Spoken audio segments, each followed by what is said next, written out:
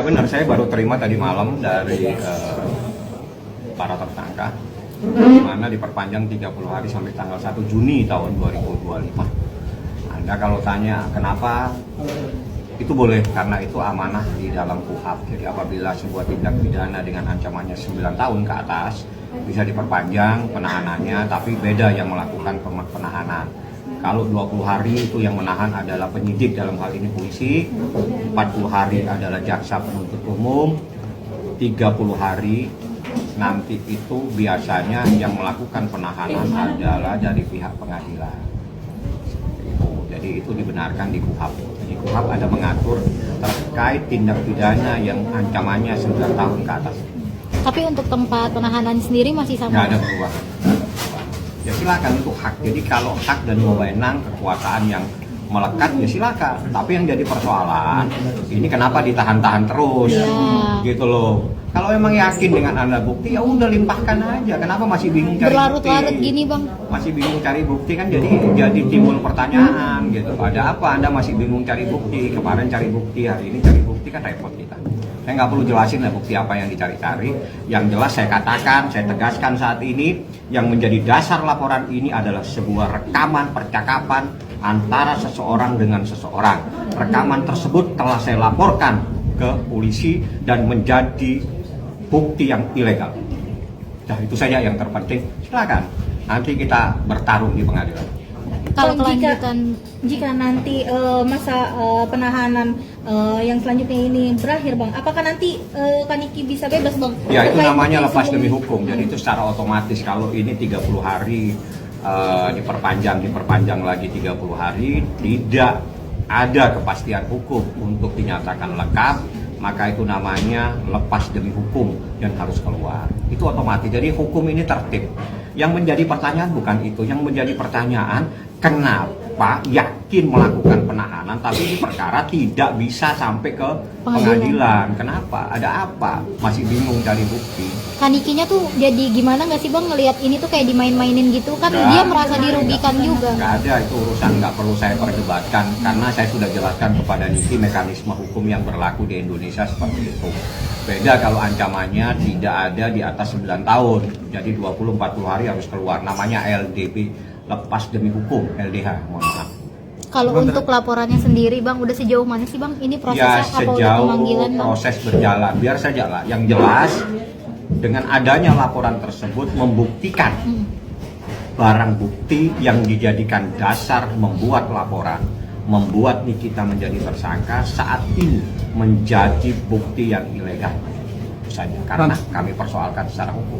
Terakhir ketemu Nikita kapan, Bang, dan kondisinya seperti apa? Hah? Terakhir ketemu Kadiki dan kondisinya seperti apa, Bang? Sehat, alhamdulillah, nggak ada masalah, saya santai aja.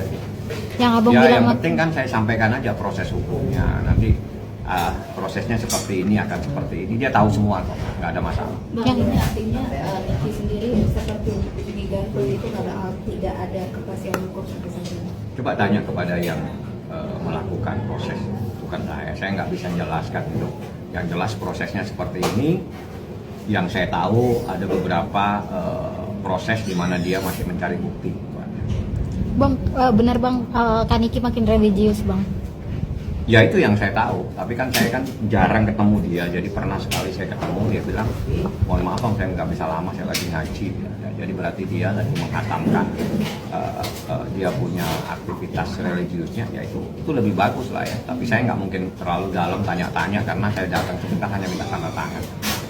Setelah itu ya saya nggak mengikuti, nanti saya coba akan tanya lagi kalau ketemu. Tahan-tahan, lagi-lagi ya perlakuannya tidak adil untuk wanita. Yang satu bernama Nikita Mirzani dan yang satunya lagi bernama Paula Verhoeven. Diperlakukan dengan tidak adil ya. Komnas HAM, Komnas Perlindungan Wanita, tolong dong kita berbicara yuk, sama-sama yuk, semuanya yuk, rapatkan barisan yuk. Ini ada 2 perempuan loh yang udah mendapatkan ketidakadilan ini. Ibu dari anak-anak. Yang satu dipermalukan dengan berita hoaks lagi. Tidak terbukti adanya perselingkuhan, nggak ada. Tapi itu dibacakan seolah-olah seperti terjadi. Padahal tidak ada, itu untuk Paula Verhoeven. Yang satunya dimasukkan, begitu aja ditahan di sel.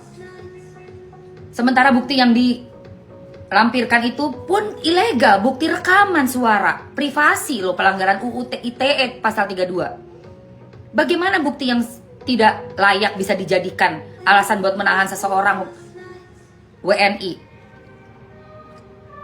yang bernama Nikita Mirzani? Lanjut terus penahanannya, lanjut terus.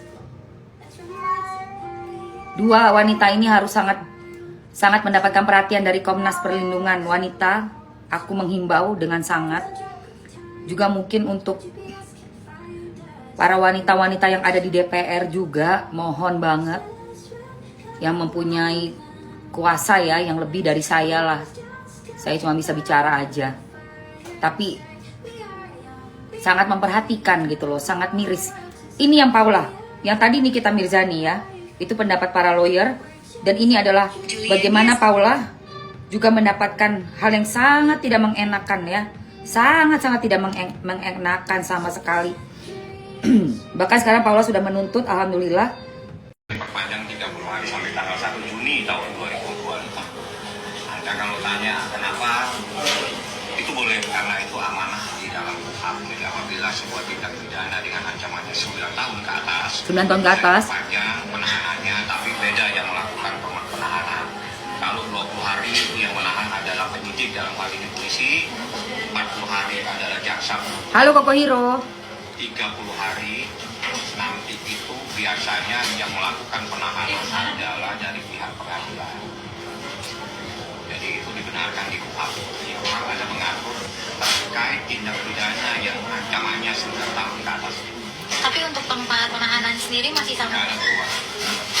Ya silakan untuk hak. Jadi kalau hak dan wewenang kekuasaan yang melekat, ya silakan. Tapi yang jadi persoalan, ini kenapa ditahan-tahan terus? Ya. Gitu loh. Kalau emang yakin dengan alat bukti, ya udah limpahkan aja. Kenapa masih bingung cari bukti? Larut-larut gini bang. Masih bingung cari bukti kan jadi timbul pertanyaan gitu. Ada apa Anda masih bingung cari bukti? Kemarin cari bukti, hari ini cari bukti, kan repot kita. Iya. Saya perlu jelasin lah bukti apa yang dicari-cari. Yang jelas saya katakan, saya tegaskan saat ini, yang menjadi dasar laporan ini adalah sebuah rekaman percakapan antara seseorang dengan seseorang. Rekaman tersebut telah saya laporkan ke polisi dan menjadi bukti yang ilegal. Penting, catat ya guys. Jadi oleh pengacaranya Nikita Mirzani, laporan kepada polisi dan bukti yang dilaporkan ya, yang diduga melakukan tindakan pidana dengan merekam percakapan pribadi tanpa seizin, sepengetahuan dari yang direkam dan disebarkan, dijadikan barang bukti, itu sudah dilaporkan dan barang bukti tersebut adalah ilegal. Tadi Bang Fahmi bilang ya, barang bukti itu adalah ilegal. Jadi apabila barang bukti itu ilegal, apakah masih bisa ditahan seseorang yang dilaporkan dengan barang bukti yang ilegal? Itu pertanyaan saya. Coba mungkin